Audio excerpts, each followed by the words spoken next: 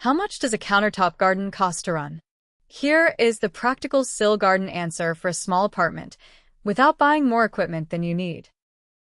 Start with your real constraints: usable space, available daylight, water protection, and how much weekly maintenance you will actually do.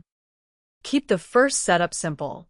Protect the surface, automate the light schedule, and adjust from what the plants show you instead of changing everything at once. Avoid buying the largest system first. Weak light is not fixed by extra water, and in a small room, noise, glare, and spill risk matter every day.